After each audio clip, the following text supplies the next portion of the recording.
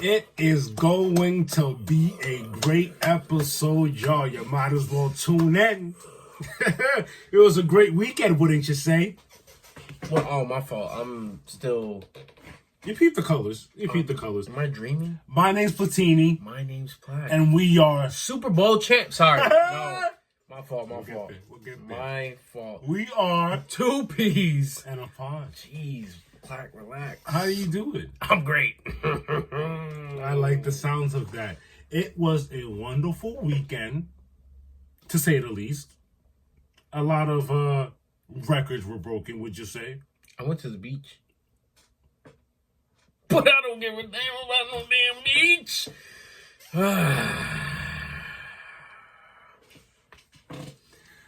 Wow. I just want to have I want to be on stage with a big mic. Let me talk my shit again. And since we're chocked full of energy, I think that is the cue to get busy. Let's do Let's it. talk Marvel. X-Men reboot cast. Excuse me? Alleged rumors. We're going to see what it do. All right. Starting off, DeWanda Wise Yes, sir. is in the runnings to be Storm in the X-Men reboot. I did see this. While you do, while look up what else she's What she's done? yeah. DeWanda Wise. While I'm looking that up, give me a fun fact about DeWanda. Here's crazy. This blew my mind. She was cast to play Maria Rambeau in January 2018, but due to conflicting schedules, it didn't happen. She almost wasn't Captain Marvel.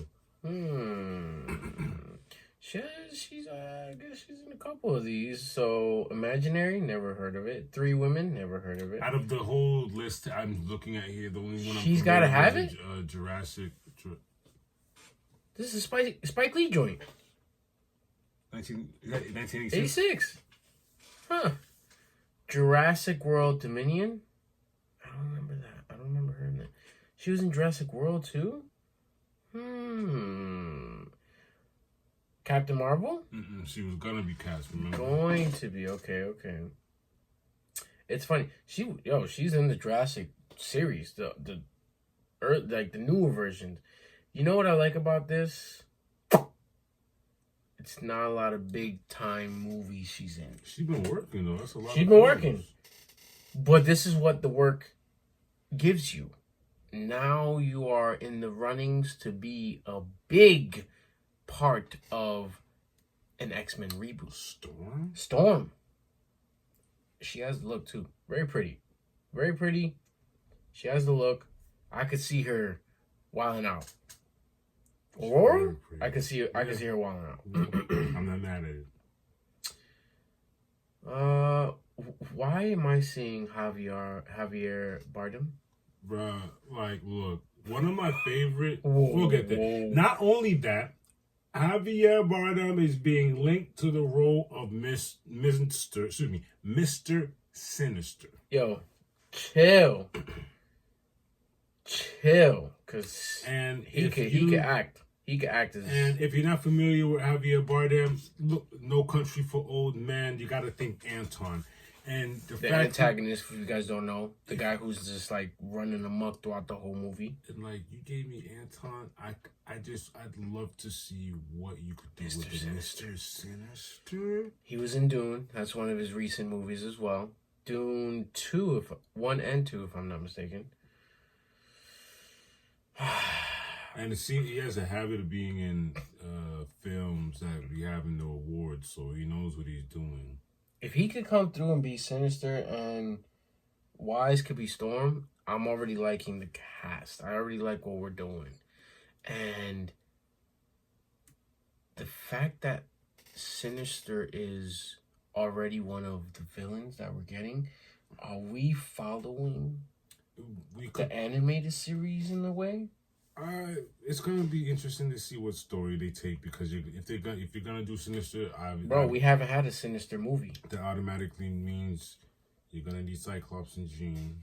I hope there's gonna be a story there. So who knows? Because everything we've had so far is the Magneto versus Professor X, It's what's the general's name?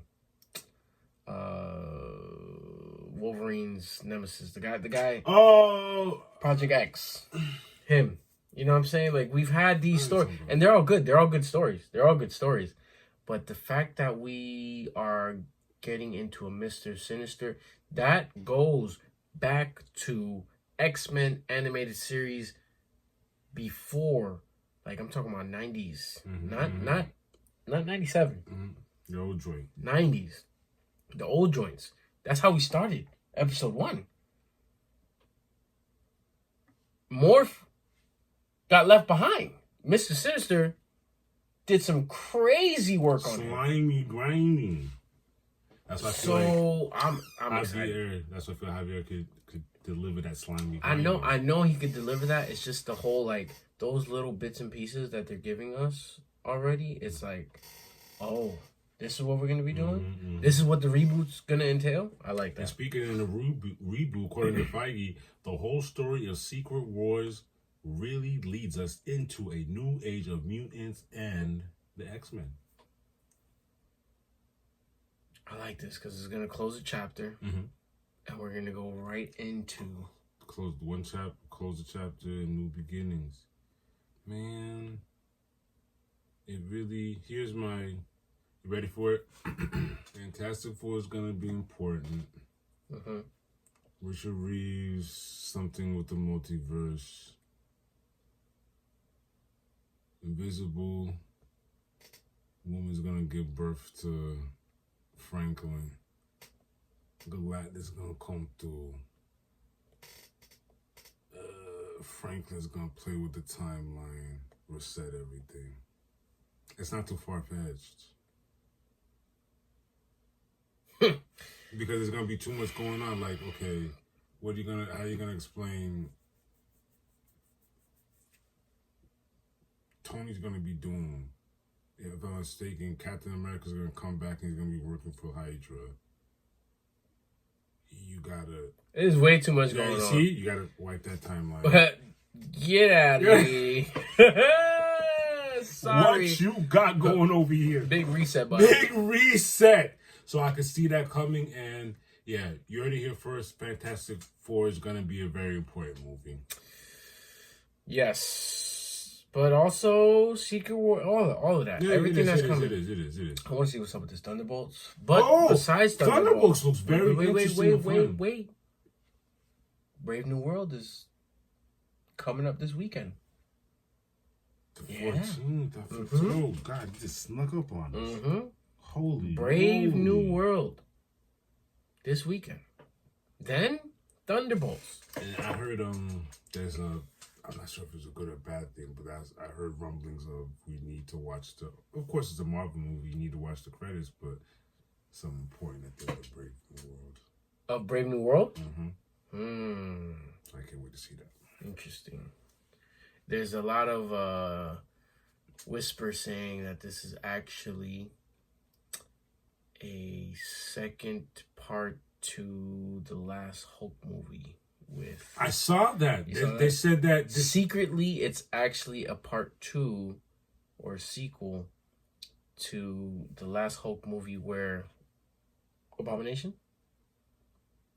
Right? Abomination? Yeah. Which is interesting. Could make a little bit of sense. Could make a little bit of sense. I like it. I like it, though. I like it. Make it make sense or whatever. Just, if you're going to do that, make it make sense.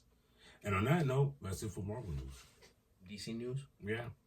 What are we talking about? And it's fire. I think so. What do you think? September 11th, 2026. What's going on? Clayface movie. A horror movie? Yes, sir. Why not? Produced by Matt Reeves. Funny thing is, Matt Reeves. Yep. Yeah, Matt Reeves is also the producer of Cape Crusader. And I'm not gonna lie to you, this is Cape Crusader. It's its own entity, but it still gives me Batman animated series because it's not ha ha hee hee. It's dark. It's serious. Batman ain't playing around. And that's why I appreciate them going the horror route with Clayface. I like this. You saw how they introduced them in Creature Commandos, and I like that. What I didn't know is Alan Tudyk. Mm-hmm. He voiced Clayface in Creature Commandos, but he also voices Dr. Phosphorus. You ready for something else? What? He also voices Clayface in the Harley show. Wait. Yes. And what I got from it is... everything's almost connected? Mm-mm. No? Mm-mm. Because he explained it. He said, the Clayface I play in Harley is... He's a goof. He's a ha he is. Yeah, Harley is a very comedic kind of he goes, the Clayface I'm gonna get to play here. He's a killer,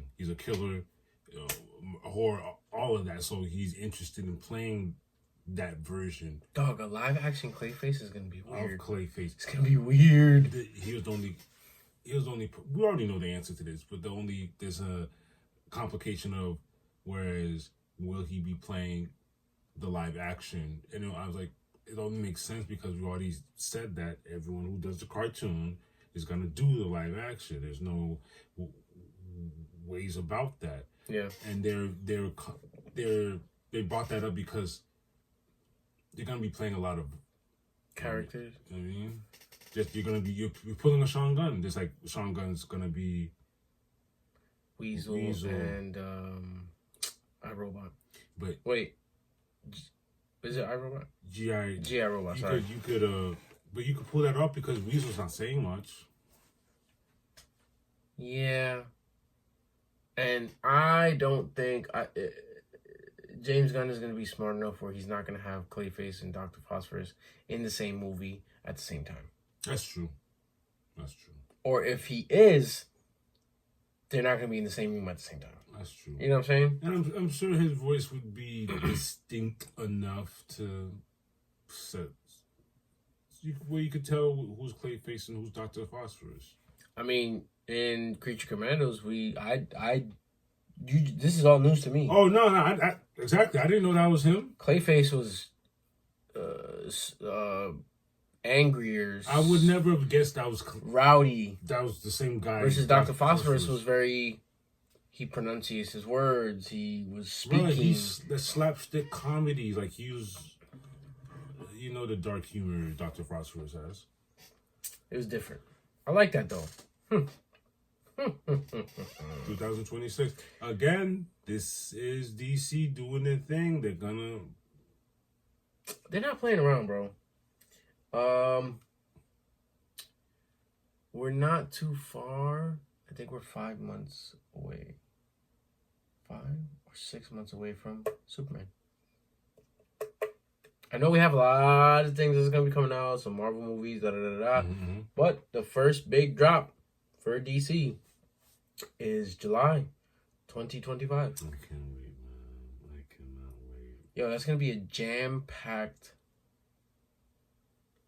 month because Jurassic Park comes out, or Jurassic World Reborn. Also Superman, but there's one more. There's a third movie that's coming out. It's jam-packed.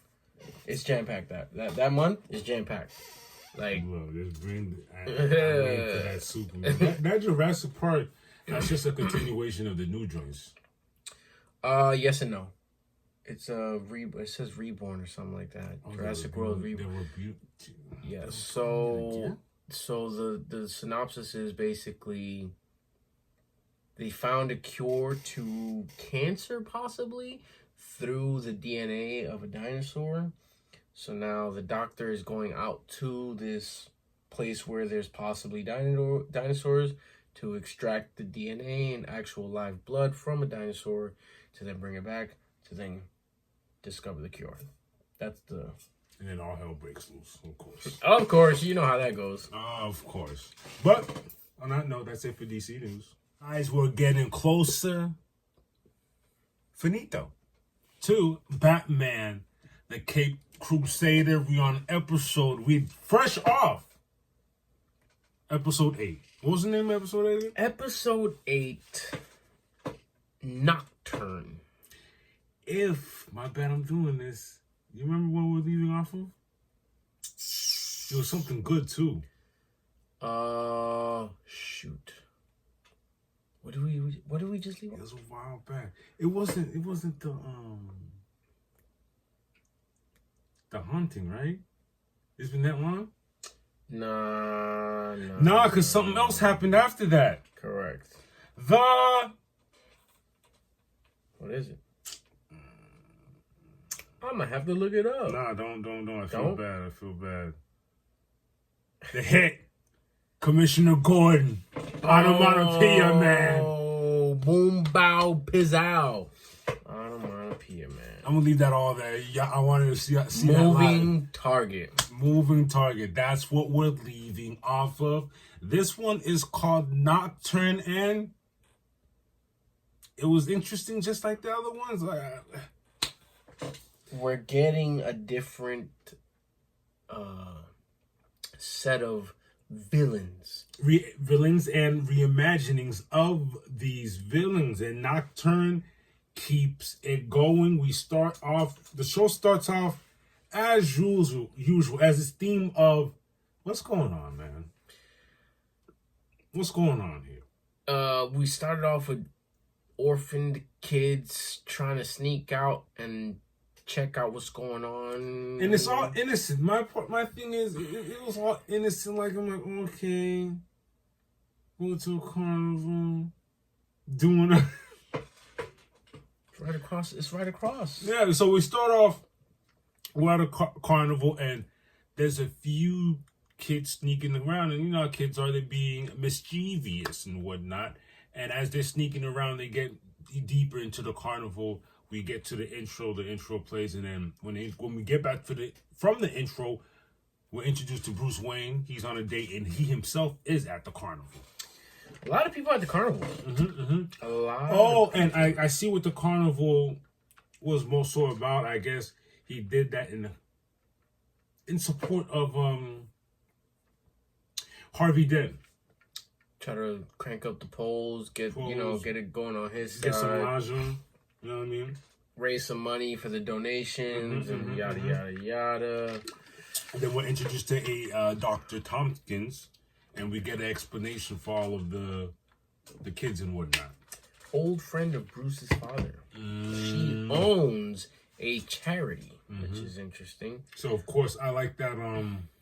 Bruce is always on his P's and Q's. Yep. They mentioned something about being a very great donor and whatever, and he goes, oh, it's a great tax write-off. And she goes, you can't fool me, man. You're nice. I like that part. I like that. So, you know, when you're at a carnival, you what's the term? I hope this is not a slur. We're in 2025. I don't want to get canceled. You can't beat me up anyways. Carnies, is that what they call them? Yeah, is that a slur? I don't know. The carnies. Ay. I don't know what's We don't know. So, you know, when you're at a carnival, there's different shows to see, and we're introduced to a Dr. Knight. Dr. Knight. And he's doing that thing of whereas, oh, come on stage, come test your might, test your strength and whatnot. And Big Man Morris, he's a side character. He's a big boy. I'm not sure how much the weight was, but it was a lot. It was a heavy amount of weight that he was having. Random people from the crowd come and try and lift it up. Think back in the day, heavy power lifters, two big boulders, balls on the end of, what would you call that? Barbell. Yeah, and it looks like a makeshift barbell. He attempts to do it, and can't even move it. To no avail. Did he move it? Just a little tiny smidge. Got it off the ground just a little bit. It wasn't enough. And he moves on. He scans the crowd for someone else. here comes with the play comes in. I don't know about you. Did you know? But I didn't peep game. What? So he calls. Remember, after him, he scans the crowd and calls Natalia, but he doesn't say it's Natalia yet. It's the girl. Yes. Yeah, I already peeped game. I was like, wait a minute. Okay. So he calls the girl. He calls a girl, but the girl is not just any girl. It's the girl from The beginning. the beginning of the episode. Her name is Natalia. So she goes up. She attempts to lift it. Obviously, she can. Here's where it gets Science-y and mad scientist-y, and I guess you could say that. he puts her, Mr. Dr. Knight puts her into this contraption, this box with metal bars. Rods. And like rods that you can conduct electricity to. Closes it up. It's, transparent. Pulls the lever, old school style. Think old school, mad scientist, electricity's running now. It goes into the box. He starts laughing. How do you say the word? Maniacally. Maniacally, like, Mhm. ha ha ha ha ha ha! It's that. working! And the crowd's a little shocked. Like, whoa, what's going That's on? funny. He said shocks. Keep going. Chill. Hilarious. Shuts it down. Pulls her out. Said, how do you feel? She looked normal. She says, I feel normal. I guess. Same. I feel the same. I don't know. And he goes, you know what?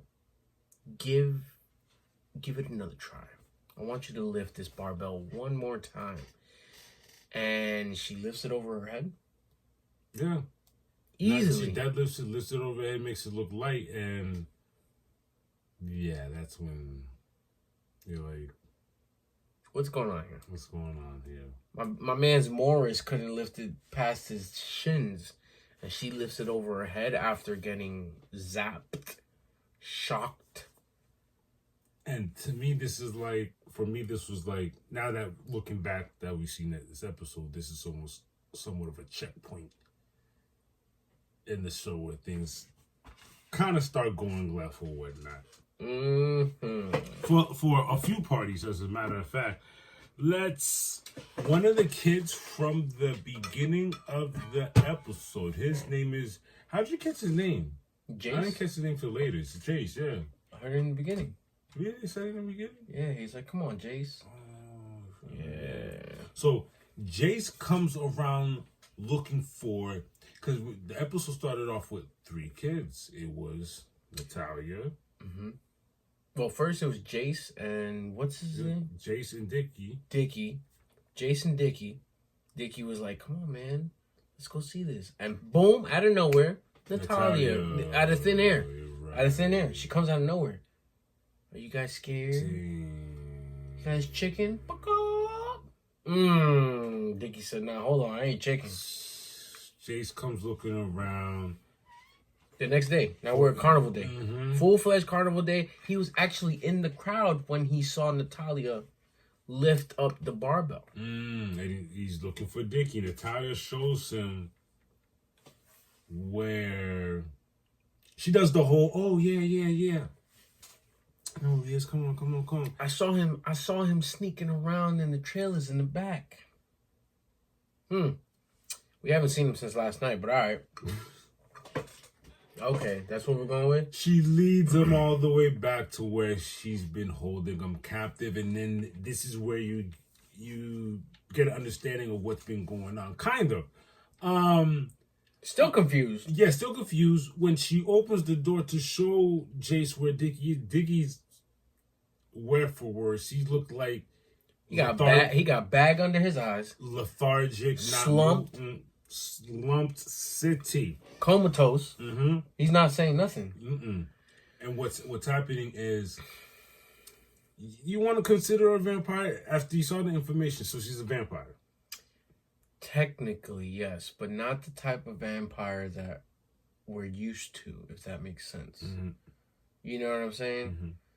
She seems like an energy vampire. She's sucking energy out of these kids. or we get an example of what it looks like because she grabs. She's strong. Apparently, she's strong. The vampire package.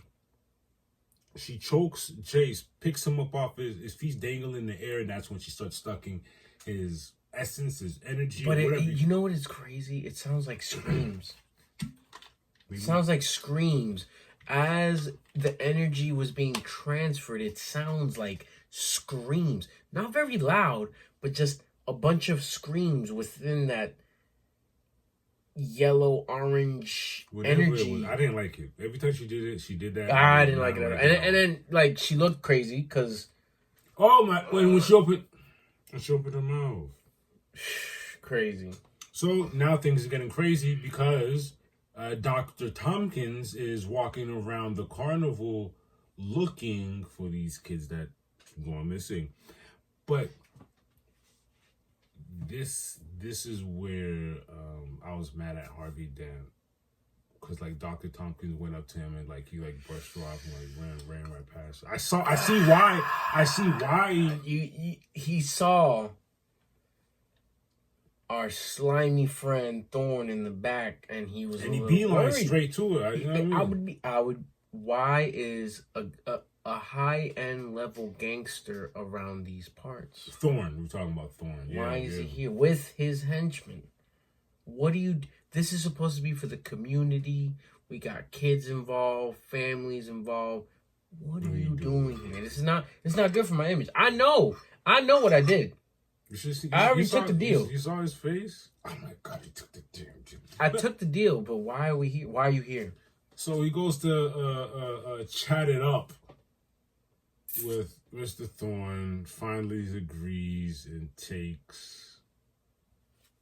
to take the money. Basically. Yeah. He's like, I got money for you. I want you to put it into the allotted amount that you make from this carnival. And then while they're having their little meeting, Bruce goes looking for the missing child, because now they're more aware Dr. Hopkins went around after she got brushed off by Dent. She goes to Bruce, tells him what's going on. Bruce starts looking, and then that's when the other carnies, the members of the carnival.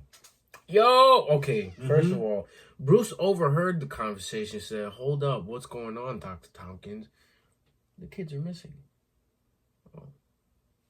Blonde hair, blue ribbon.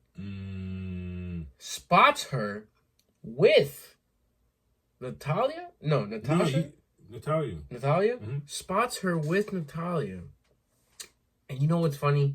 This always seems to happen in every type of Batman. He gets lost in the room of mirrors. I'm not gonna lie, I've only been in the room of mirrors once in my life, and ever since that I said I don't want to do this. Because even superheroes get messed up in this place. I don't want to be here. I don't want to be here. Yeah, I've only probably once, if not none. Just to see what it's about. I just want to see what it's about. What's the cause for this? Bruce goes in there as Bruce, not as Batman. Yeah, it's been a minute since it's a minute till we finally get all of that. PQ1. Yeah, he's in there. Follows Natalia, excuse me, and the girl that is missing, blonde hair, blue ribbon. Hears the laughing of children. He's following. He sees glimpses of them within the mirrors. You know how that goes. And finally, he heard a scream. That's when he was like, hold up. Screw all these mirrors. Breaks a mirror. Breaks through the room into the back of the carnival. And that's when things got a little interesting. Yeah, he runs into like the carnies.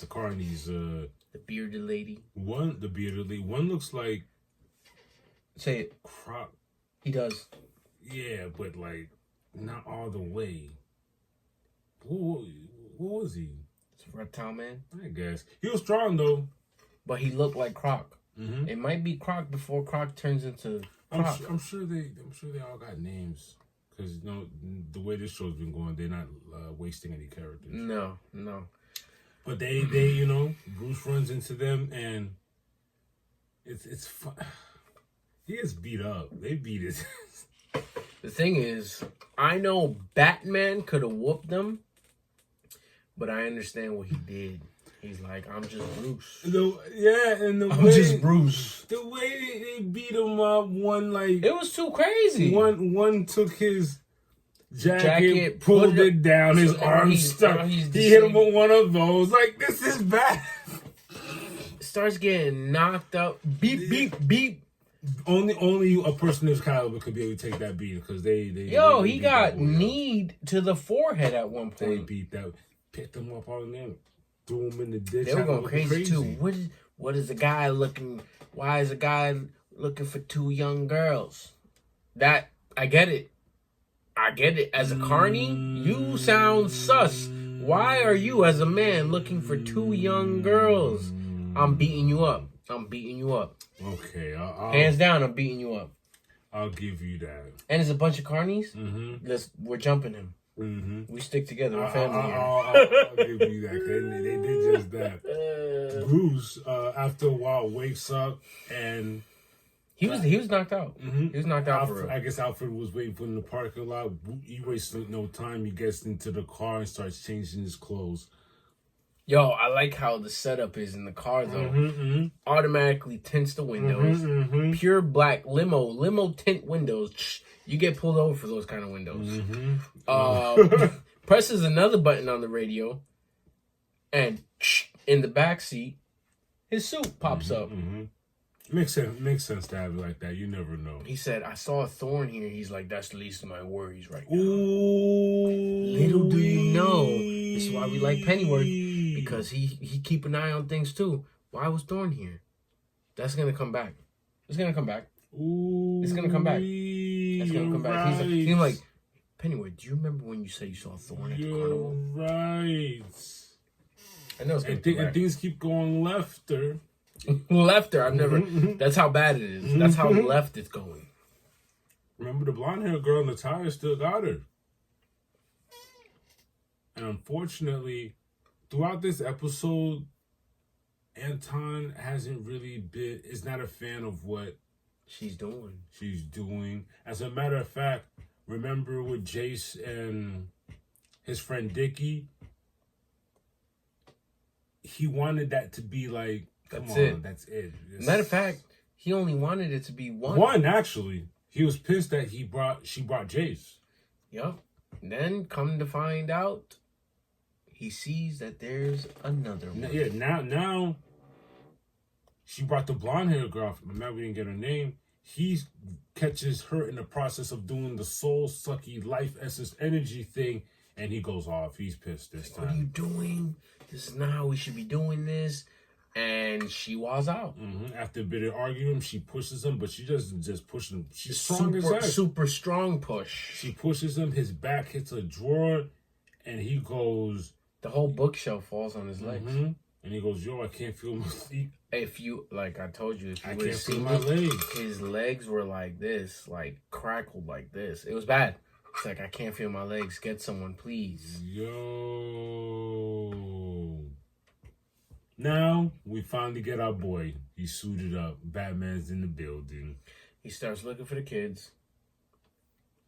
He gets to where that area where the kids are, where Anton is. He finds the weary kids. Remember, he interrogated the croc-looking dude first. Choked him up, said, "Where's Dr. Knight?" He said, "I don't know." Got the answers. Went to where they were. It's dark. He got a flashlight. That's how dark it is. Flashlight. He sees all three kids. 2 on the bed, 1 on the floor, or something like that. And Anton's in shambles. Done. He's like, he makes a noise. He kind of rattles Batman. Batman turns around. Whoa, what's going on? Talks to him. He's like, look, you gotta get Natalia. She's wilding. She's wilding. You gotta get her. She doesn't mean bad. She's not a bad person. Not only does he tell her that, he lets her know that he needs to do it before the sun comes. get her back before sunrise Mind because of her condition. Mind you, while all of that is happening, Harvey Dent is meeting with Thorne for the money. Ah! Not only does Thorne get him the money, he also has his own favor. He tells Thorne that there's a current case Dent is on right now, and he's like, drop the charges. Throw the trial. Throw it. Drop the charges, and some of the evidence might just disappear by tonight. So don't worry about that. And Dent is on the face. Dent is on the fence with it. He's like, yo, this is not what I signed up for. I'm not Giuseppe. I'm not Giuseppe. This is not what I signed up for. This is not what I signed up for. Little do you know, Mr. Dent. Little do you know. Natalia finds herself another child, but the difference is with this child, it fights back. There's the slingshot child. I have a prediction. What? I think that might be his Robin. Because remember, this is a reimagining. She got some spunk to her, first of all. And in a not so recent comic, there is a redheaded, glasses wearing girl who becomes his Robin. Okay. You know what was making me believe all of that? It's always these little tiny moments. The way she rides his tailcoat. Before that, she goes, why? She's just a freak. Batman starts to pick her up as he walks around. And she's like, and she walks and he's like, rides his tailcoat. I was like, yo, that's why. That's why. And she's an orphan.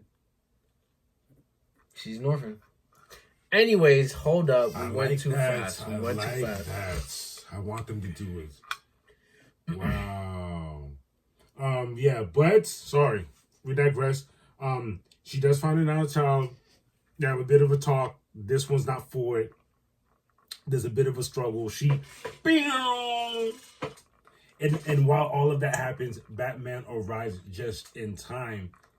And mind you, Natalia kind of gave herself away after she broke the tree down. Because he was on top of the carnival tents. It was wild. It was wild how the opposite way he was looking. If that didn't happen, all you hear is tree falls, and he's like, because she's that strong. And that's too. It's nighttime. Who's out here breaking trees down at this time? No. Luckily, so while Natalia's trying to chase her new meal, Batman arrives just in time. Yes, he pushes. Batman pushes her away. Yeah, he grabs. Oh, I hate this part. Yes. Pushes her away, and Natalia's fetal position. She gets on a little damsel in distress. Oh my God! What? And Batman has a soft heart. He's like, I'm sorry. Psych. So she goes sucker, and I think she like picks him up and throws him against it. Yo, she threw him hard. Had that boy dizzy. Even she goes, oh, you have so much energy. Yo, she's like, you have so much energy. Like, she can sense that. This is very interesting. She even attempts to do that whole sucking thing that she's been doing to the kids. But another reason why the child that she was trying to do that to hits her with a slingshot, bang, and distracts her. Wow, my bad. You're making me think this might be Robin, but it's the spunk. And that gives enough time for Batman to say Anton's dead. And she breaks down. Yeah, she's like, wait, what? She goes, no, he's not. She goes, Anton's dead. She breaks down and starts sobbing. I'm not gonna lie, that was the only way they were gonna win. If that wasn't the scenario, there wasn't no scenario Batman was gonna win that. Nah, because that little girl isn't gonna do much. She ain't trained yet. Mm-hmm. Yet. Wow. But as she's sobbing, the sun starts to come out. Mm-hmm. And as the sun starts to come out, this is where we start seeing what Dr. Knight was talking about, her skin.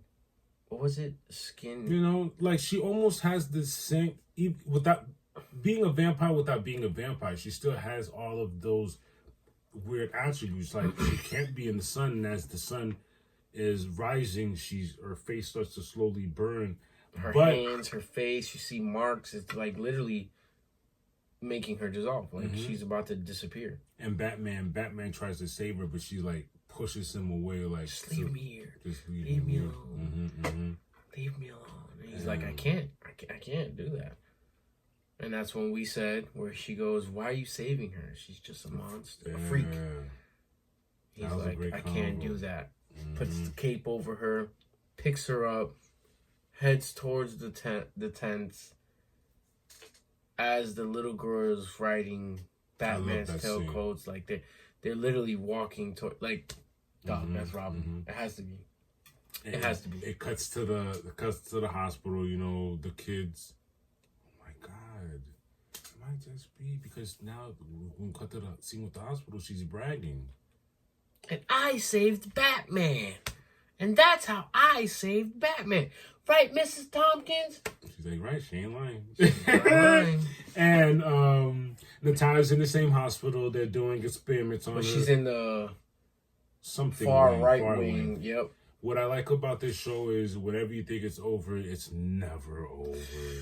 Woo! Get away from the hospital. We get away from the orphans talking about the night. We're at the court. We're in court. This is the end of the episode, guys. We're in court. Harvey Dent is on the case. The same case that Thorne told him to throw. Because he gave him the money to basically wash. That was probably illegal money washing through the carnival. He's in bed with the devil now, right? But Harvey Dent had a change of heart. When it was time to make the decision, he said, no, I'm not going to... What was it that the judge said exactly? That you want to forfeit the case? That's what he said?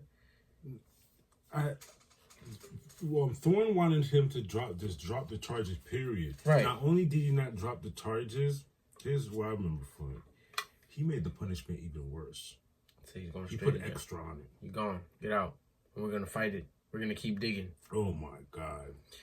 And everybody, you hear all the press, all the reporters, whoa, this is big news. And they head out. Everybody's scrambling. They're ready to... Guess who's in the back with that scummy, lazy eye of his? Thorne's henchman.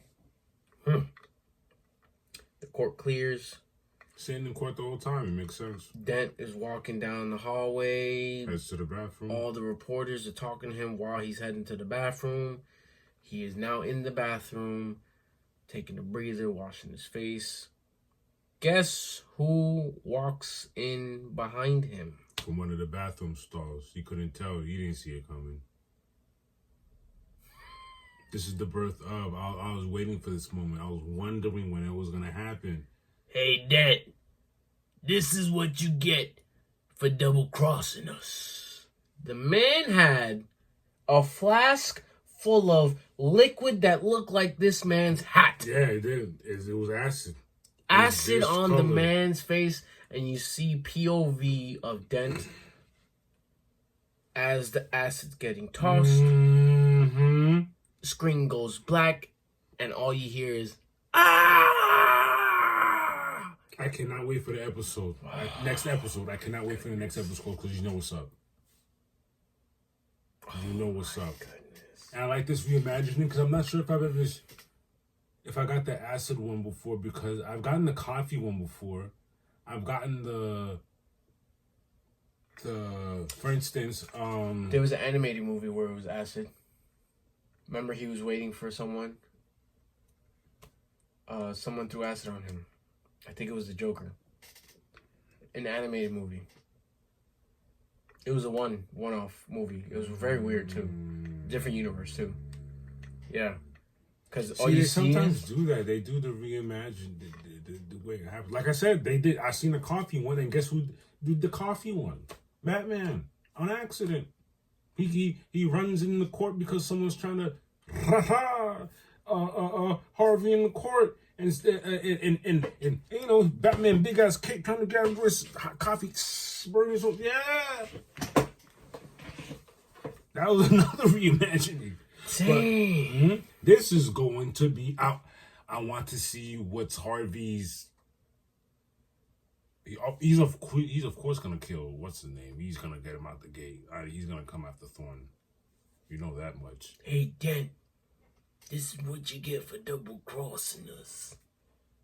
Oh, half his face gone. Acid. This ain't coffee. I can't wait to hear that conversation. How Batman, Bruce, or both of them are gonna talk to him. Doesn't have to be like this. That's how it's gonna be. It doesn't have to be like You know, this. Flipper's Corner says, yes, it does have to be does. like this. Are they gonna do that? He has that coin, remember? But now he's gonna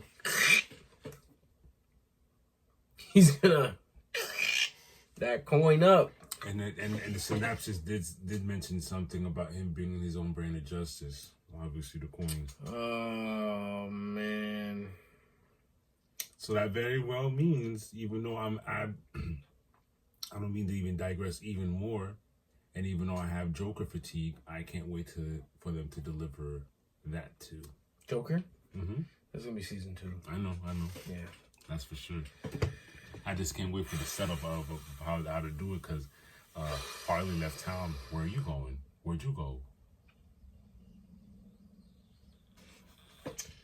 Okay, there's gonna be a power vacuum because of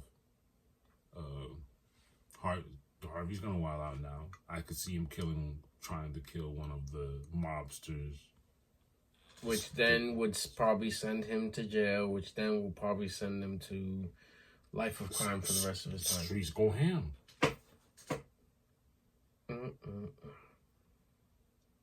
Well, we got more episode to record till next time. Ay, ay, ay, ay, ay, ay. Bum, bum, bum, bum, bum, bum, bum. Fly, eagles, fly. We flew all right. The road to victory. Come on, man. Yo. What a season. Yo. Look, man. I'm going to keep talking my shit. I don't know what to say. So much to say. Shout out to Nick Wright. Shout out to Sarah. He was hating on us all year.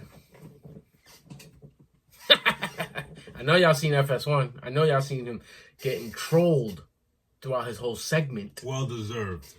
But we're not going to go there. Shout outs to Jalen Hurts, Super Bowl MVP, Super Bowl champ. Shout outs to Vic Fangio for putting on a defensive masterclass.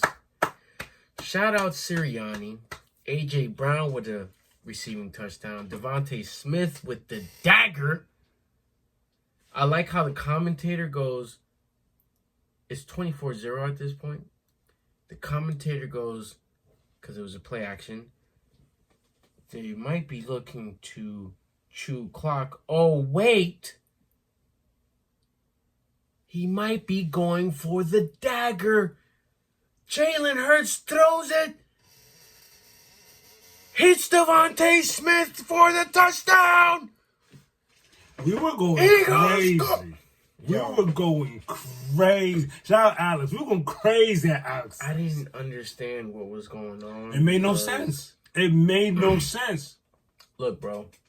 And Alex can quote me on this. Before the game started, I told him, this is not going to be a close game. Everyone was doing the predictions. I saw someone said, I think 22, 23 or 23, 24. I was like, no, that's not happening. No. It's not going to be a close game. The final scoreboard doesn't fully tell the story of what it was. You saw what happened, but yep. At one point, it was 34-0. Okay? 34-0 at one point.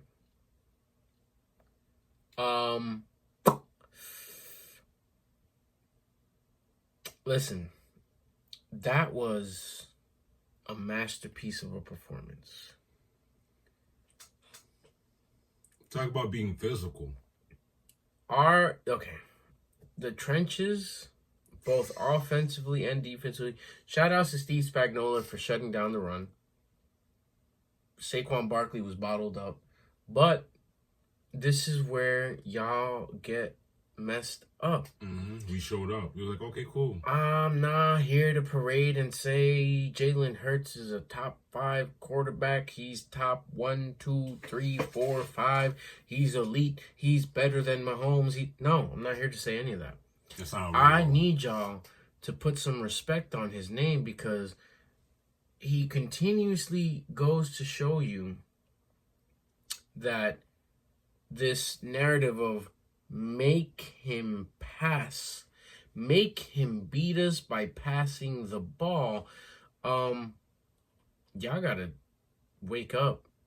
I don't know what y'all doing because yes, he did throw a pick. It was an ugly pick as well. Cool. It was an ugly pick. And the funny thing is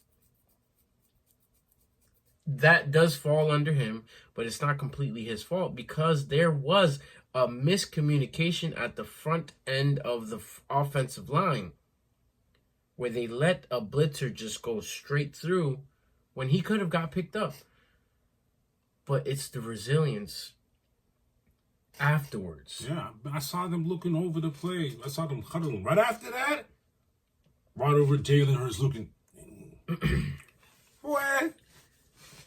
After that pick happened, it's like if it never happened. It was up. Cooper DeJean with the birthday gift to himself with a pick 6 to the crib. To the crib, man. Yo, listen. It was too many highlights. I can't keep up. Everybody played well, man. Goddard had some key plays. Shout outs to defense. Yo, Jahan Dotson. It could have been a passing touchdown, but they marked him down short. So, of course, it goes to a tush push. So, oh, wow, there goes the tush push. Yo, y'all are missing the point. Jalen Hurts was effectively breaking every piece of this defense down.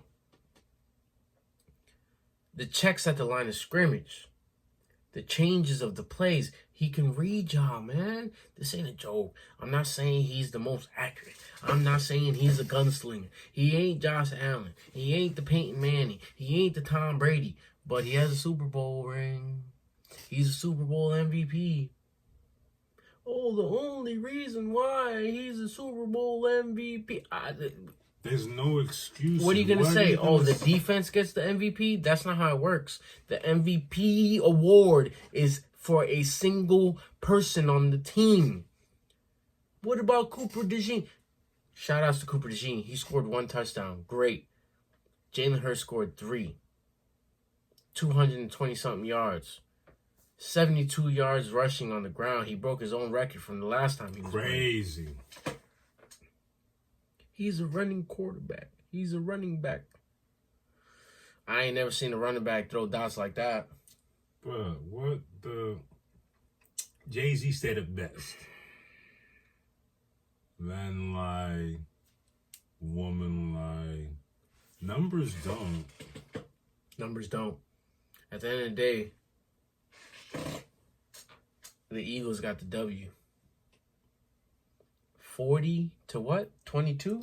Big dub. And those Mind you. don't go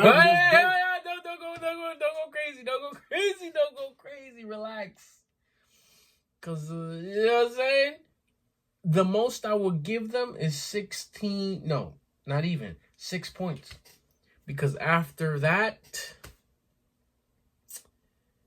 there was a point where we had our backups in. C.J. McCollum and Sidney Brown were in the game. They let up a touchdown. Those are bench players. Those are players that barely see the field throughout the season. If they do, it's when there's a situation like this where they're getting smacked and we got to put our boys in. The hard work was already done. Sirianni pulled our boys and said, hey, go eat. I can't believe how many times we sacked that boy. 6 times? Josh Sweat was eating. Yo, shout out to Jalix Hunt. Another shout out to Nolan Smith. It doesn't show up on the stat sheet, but he was wreaking havoc. Pulling guards were getting their neck snapped back as hard as he was mushing them. I'm always screaming for pressure. I got that and more. Milton Williams with the strip sack. The rookie showed up. Yo, we forced 3 turnovers on Patrick Mahomes. 2 interceptions. DeJean and Bond. I'm Mahomes. That's And then a your strip man. sack. Milton That's Williams. your man. Congratulations to the Eagles, man. Congratulations to all Eagle fans. We could officially go on for the rest of the year talking our shit. Shout outs to Kellen Moore for not being distracted like our good sir Jonathan Gannon in the last Super Bowl. Well-deserved Super Bowl, well-deserved head coaching job for the Saints. I hope you do what you have to do over there. Thank you for focusing and staying focused, and the game plan was what it was. Yo, you saw how he kept sticking to the run? I'm going to keep giving it to Barkley. Y'all going to keep stacking this box, and I'm going to beat you with this pass game. I said it too. It's like y'all showed up worrying about this man. Forgot we had a whole team. All right. I think everybody got to touch the ball. AJ, Goddard, Smitty. Dot. AJ, Smitty and Jalen Hurts is the first duo to win an SEC championship and an NFL championship. Records. Even more records. I love this, man. It's good stuff. It's good stuff. I'm not even going to wild out. I don't even want to wild out. I overexerted myself this weekend. Oh, did we? I took a nap for a long time. Did we? I was in my cocoon. My Lord. My phone was blowing up. I didn't know what to do with myself, with anything. But fly, Eagles, fly. 2024 NFL World Champs. Till next time, y'all. Till next time.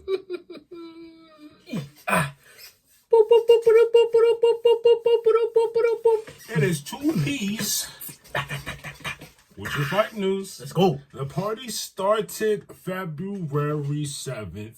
One fight night 28. It took place in Bangkok. We see Prajanchai PK Sanchai, strawweight Muay Thai and strawweight kickboxing world champion with a 7-1 record, defeat Ilis El Jefe Barar Barboza, who now drops to 1-1 via doctor stoppage in the 4th round and defends his strawweight Muay Thai world title.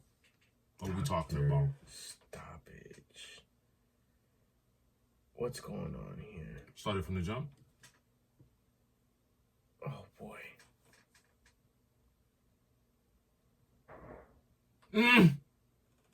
Very, very furious. What happened? Astute. He called it. What? That's why he went like this? What's going on? Doctor stoppage in the 4th. Exit out, look at the picture.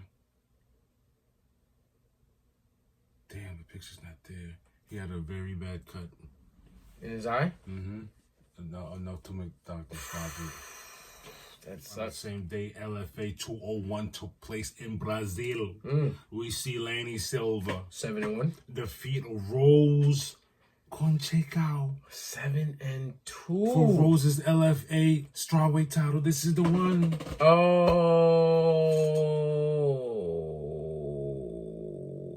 the kick from Southpaw. Bink. It's always there. I've seen Valentina Shevchenko. I've seen a lot of fighters do it. It's always there. Former Contender Series fighter Rose Conchecchio got brutally finished at LFA by Lanny Silva. Congratulations, Lanny. That was a great kick. You know, here at 2Ps, we love a great kick from the Southpaw versus an Orthodox. And that was very nice. I'm going to run it back. I have to. It's just very nice. And look how beautiful she just sets up.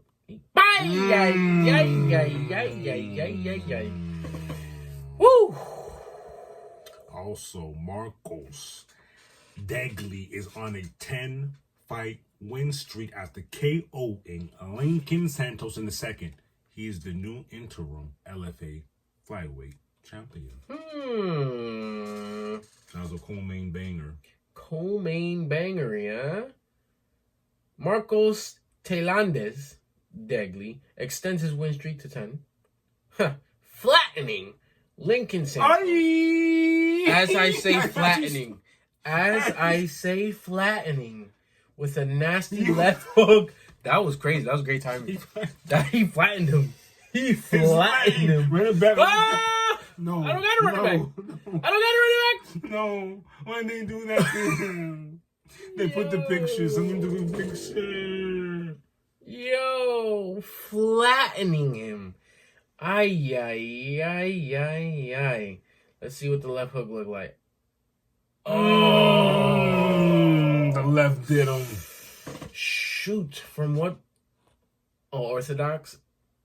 Both Orthodox. Yikes, Rama. Oh. You know where you hit him? Right here. Right here. So he was... And with that makes Marcos is 11-3. Nice. Buddy he fought doesn't have bad of a record now too. It's 9-2, but shoosh. Dang. Invicta FC 60 took place in Atlanta on that same day where you see Mara Cantoria 11-6. defeat Olga Rubin 9-5. via unanimous decision. Read that score, sir. 30-27, 29-28, 29-28 with a butt whooping in hand. Bantamweight. I don't think there's footage for that. It was just a picture. We ain't had no footage for that. Fury 101 took place in Texas where you see Otari Tenzavoli. Oh, what's his name? Say the last part. Tenzavoli. Yeah, he's 10-1. You're dumb.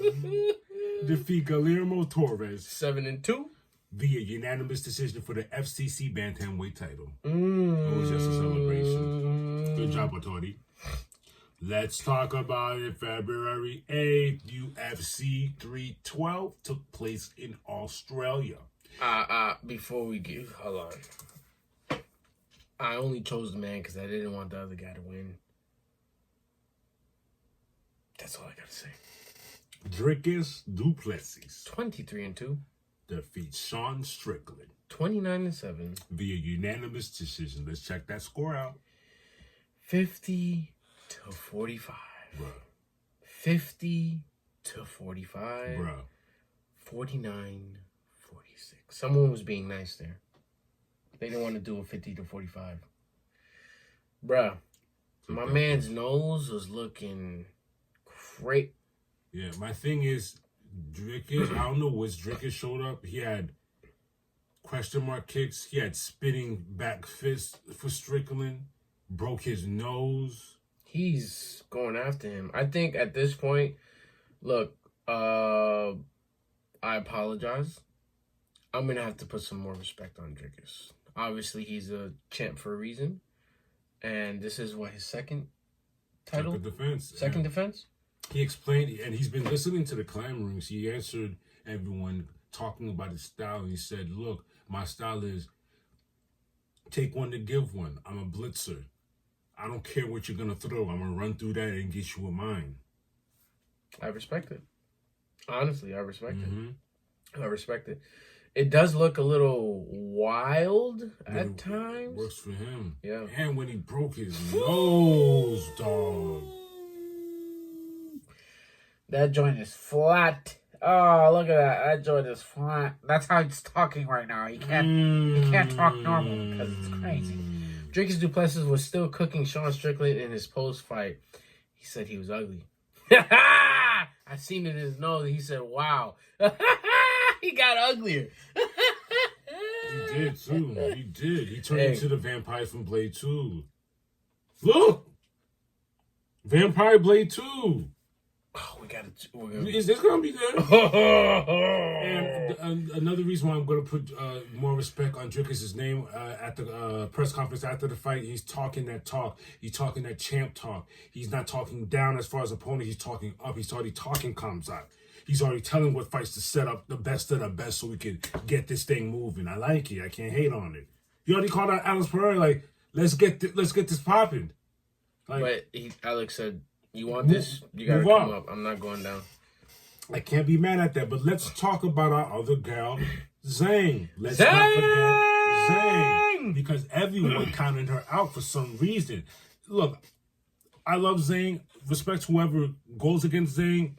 Watch out, man. Facts. Zhang Weili defeats Tatiana Suarez by unanimous decision. What's the score, my boy? 49-46. 49-46. 49-45. Huh? All right. That's a butt whooping. Whatever you say. Zhang. They're already talking. It makes sense. Do I want it to happen? No, because I'm selfish. I like both these gals.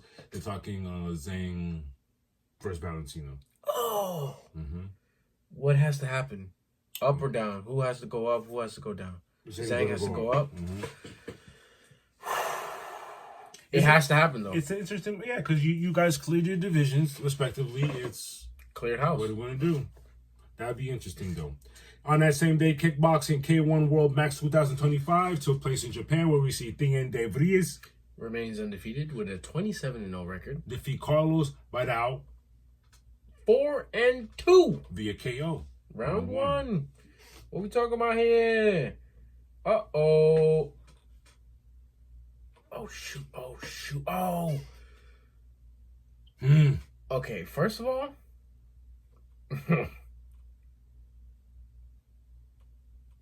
what? I don't know. Who is who? I tell you right now, I would have not figured out who was the one. If I didn't see the names, the trunks, any of that, I would have not figured out who was going to win. Because what was that? Tornadoes. Why were they throwing them bows like that? Yo, am I tripping? No, yo, that was a really great kick. Yo, he got lucky. Bro, they was throwing. He got lucky. Buddy should have.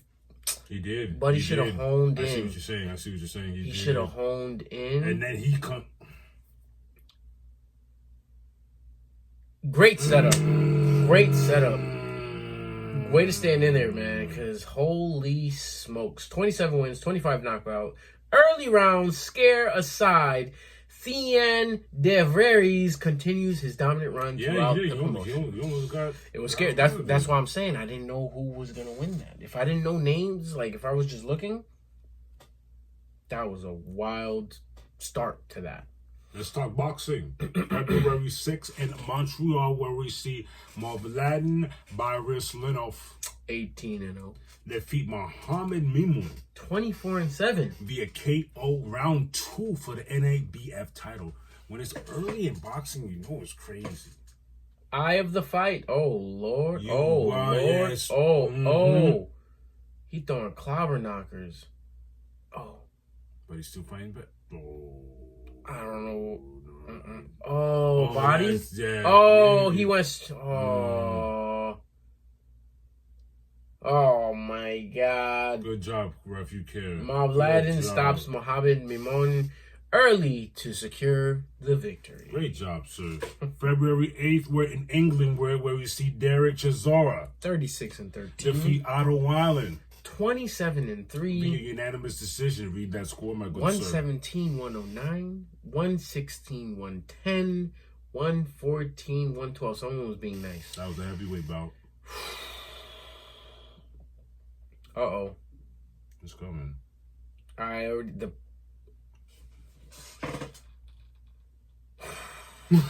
What did you think was coming? I thought he was gonna because of the pressure. His hair. Look at his hair. Oh, he shaved it off with that. So I guess he lulls his opponents to sleep. Like playing possum. He's playing possum. Oh my gosh. Guys. Oh yeah, you better hug him. Because man. Yeah, looking at that footage. Yo, he gave me a cartoon. You know when you go backwards? That score makes sense. After seeing that, whoa. BKFC took place in Newcastle, where we see Carl Thompson remaining undefeated with a 4-0 record. Rob Boardman 6-1 took his O via KO round 1 for the cruiserweight title. It says somebody was going to be undefeated at the end. Oh, bruh, look how we started that combo. Lord, wait, let's go back. Oh, body, no. Head, body, head. Let's see. Oh, no. He gave him head, body, head. Oh! And I love the shift of the weight on the last joint. Oh, ref, stop it. Be for real, ref. Shoot. The shift on that weight was nasty, man. Shift gears on him. Man. The thing is, he was getting... Look, he got a knot! Bruh. Yo! You understand that's round 1? Brother. Round 1. That's a horn. Round 1 and y'all already looking like that. He has a premature horn on his head. Stupid. Oh, boy. All right. Wow. Congratulations, Carl Thompson. For real. Let's talk upcoming. Ooh, Valentine's Day. February 14th is when the party starts. Let's talk One Friday Fights 97 taking place in Asia. We see Kongsup Fairtex. 5-3. Two-time Lumpini Stadium Muay Thai World Champion. Versus Lemanok. Okay, this is crazy. You heard what I just said? 5-3, right? Lemanok. 103-29 debut. Also WMC World Champion. I had to get his outside record because this is his debut. 0-0. Yes. Yeah, but see how fake that is. I wish you would have put 0-0, so I could be like, oh, he's 0-0, and then surprise me with the 103-29. 103. But the same thing for Kongsup. That's 5-3 under 1. Who knows what his real record is? And he's a Fairtex. Like that's Team Fairtex. You know they be wilding. February 15th, MMA. I finally got the number of UFC fight nights that we're on. We're on UFC fight night 251. We're in Vegas with the Jared Cannoniers back outside. 17-8 versus Gregory Robocop Rodriguez. That's his name? Robocop Rodriguez. That's his nickname. Well, I know, but that's crazy. 16-5. Middleweight bout. That's going to be a banger, and I'm going to put my name in a hat right now. I do not like Jared Cannonier in his last outings. I'm going with the Robocop. Just because his name is Robocop, I'm going Robocop. Let's talk February 16th in MMA. LFL 16 taking place in the Netherlands. Jarno Edens. 14-6. Versus Chao Machado. 17-9. And that is a featherweight bout. Is this the whole card? Yeah, that's the whole crowd. So you got the main event heavyweight. Sutherland versus De Brito. Then you have a middleweight fight versus Godhart and Pizaxi. Oof, I'm sorry. Sorry if I butchered it. Then you have a catchweight with Smith and Trukalaska. Another featherweight with Mello and Warbel. Then you have a bantamweight with Irakskin and Kurt. A lightweight with Kenma and Sadi. And then you have a catchweight with Aboli and Kawand. All these flags, jeez. Yeah, you got British, you got, I don't know, I think that's a Netherlands flag, Germany, France, Yeah, it's a lot of. Yeah, they're taking place in the Netherlands, so a lot of Netherlands guys over there. Mm-hmm. February 17th in MMA. MMA Series 88 Elite fights taking place in Russia, where we see Dmitry Tabikin 13-9 versus Dmitry Vezenko. 8-2. I guess this is going to see who the better Dmitry is. Now let's talk boxing. Again, February 14th, we have a title fight where we see Denise Berenchik. An undefeated 19-0. Versus Keishawn Dave. Ooh. Also undefeated with a 12-0 record. 12 rounds for Berenchik's WBO lightweight title. Berenchik has a lot on the line. Undefeated record and their lightweight title. Interesting. February 15th, Anaheim, we're in California, where we see Oscar Duarte. 28-2. Versus Miguel Madreno. 31-3. 12 rounds junior welterweight. On that same day, Manchester, England, we have a title fight. Jack Catterall. 30-1. Versus Arnold Barboza Jr. 31-0.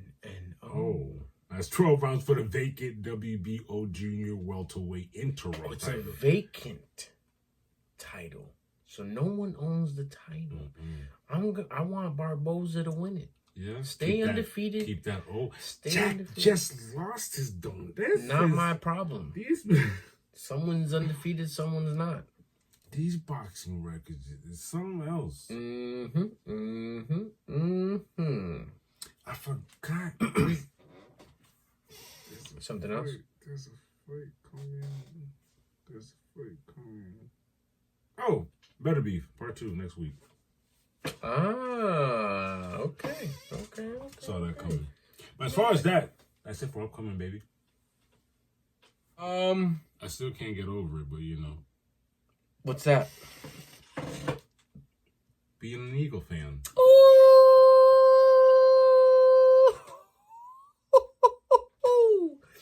You got me on that one. Because I was like, whatever. Besides that, what was your guys' thoughts on the halftime show? You keep it 100. I don't care. If you didn't like it, you didn't like it. If you like it, you like it. So, I'm not going to lie. We went on an adventure to go get something during halftime, so I completely missed all the halftime. But it's okay because I rewatched it. I thought it was dope. Mind you, I am a Kendrick fan. I love the whole concept. I don't think people hated it. And that's cool because you're allowed to have your own opinion. But when you saw how it was broken down, Spike Lee came out and said, shout out to Kendrick for shouting out my production team, 40 Acres and a Mule, because there was so much metaphors going left and right. You guys probably took it too serious. Like, what he's doing, I don't understand it. That's cool. But here's the thing. Besides the hidden messages and all the conspiracy theorists coming out and saying what they got, because there's a bunch of think pieces ever since then. The performance was dope. Yes. A lot of good songs, a lot of hit songs. SZA sang her ass off. I love the Samuel Jackson as Uncle Sam. That's crazy to me.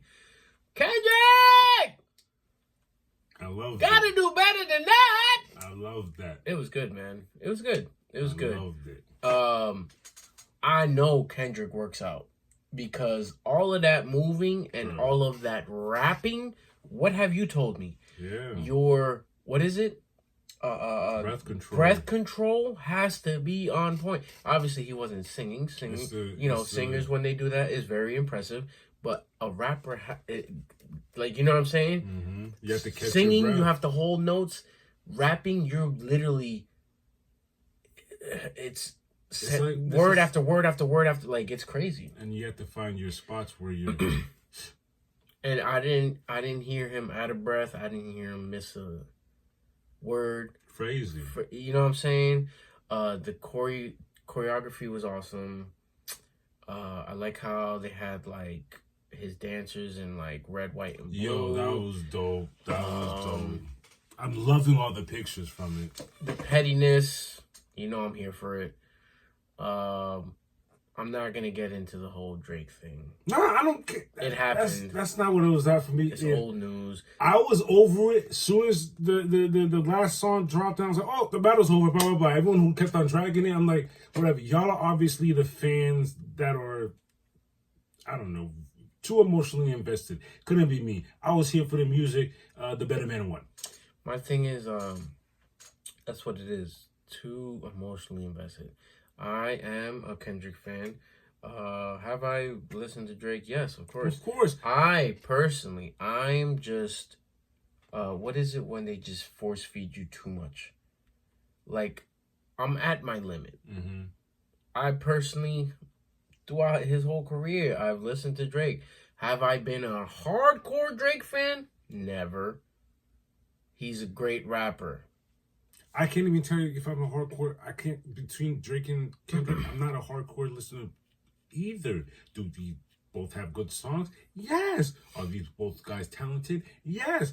Moving forward from this day, hell, who knows? Drake might drop a fire tune that might have my head bopping. Yeah.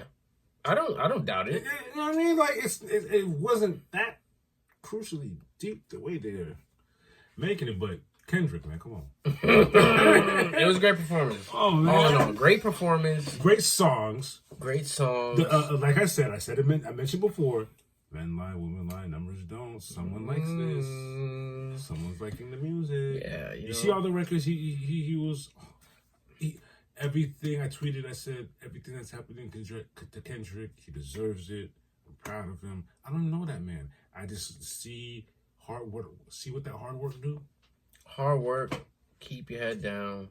And do you. And do you. And he just, once he does what he does, some people say, oh, he's running away. Nah, man, he's just going by his business, going home to his wife that he supposedly beats. And, yeah. you know, with his kids. And that not his. They're living a very beautiful life in the small home that he has. He doesn't own a mansion. You know, this is why I respect Kendrick. But let me digress. Let me not keep going. It was a good halftime show after I finally got to see it. It was a better Super Bowl because the Eagles won. For sure. Fly, Eagles, fly, man. Fly, Eagles, fly. It's going to be a short turnaround because sometimes during this time, Eagles are already done, packed up. You know what I'm saying? You know, we've made it to the playoffs almost every year. We've done that before, yeah. But, you know, sometimes we fall short. We showed up and showed out this year. It's just going to be crazy because now free agency is about to start. Now we can start trading. Next thing you know, the draft. Next thing you know, we're in training camp. Next thing you know, preseason. Next thing you know, we get the first game of the season on a Thursday because we're the Super Bowl champs. So it's going to be a very short turnaround. And then they're going to be reminded again, all over again, who won the Super Bowl. It's a great feeling because this team is young. We have already most of our players locked in contract for the next 3 to 5 years. Key players. We have key free agents that we have to sign and probably attend to. What were the 4 that I told you? Zach Bond, Mekhi Becton, Josh Sweat, Milton Williams. Out of those 4, I think we keep 2, maybe 3. I would love for Josh Sweat to come back, but I think he's proven. I've been with the team long enough. I won the Super Bowl. Let me go make my money. Do what you have to do, brother. I am not going to be mad at you. You balled out in this Super Bowl. You terrorized that backfield.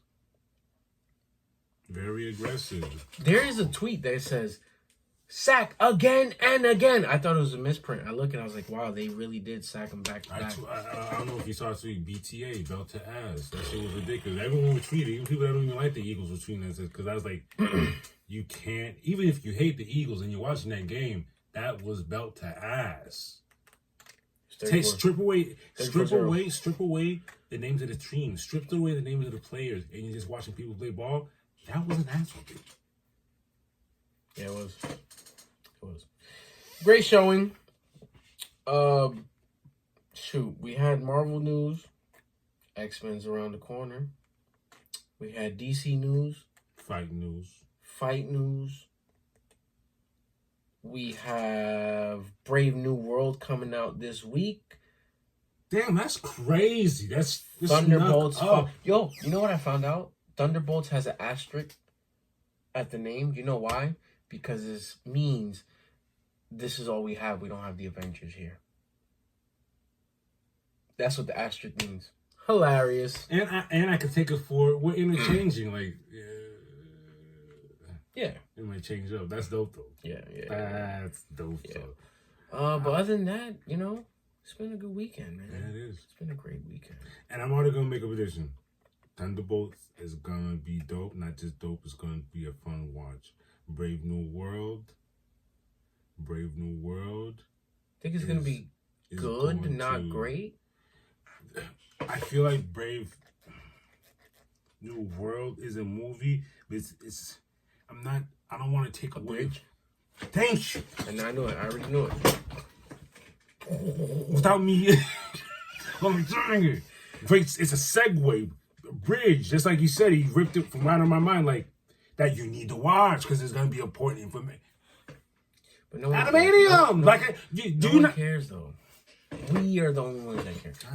The people like us are the only ones that care. And that's exactly why we do this. My name's Latini. My name's Plaid. And we are Two P's in a pod. If you're feeling the vibe, please like, share, and subscribe. Come on, man. A team on the ball. I was supposed to do that. Till next time. Till y'all. next time, y'all.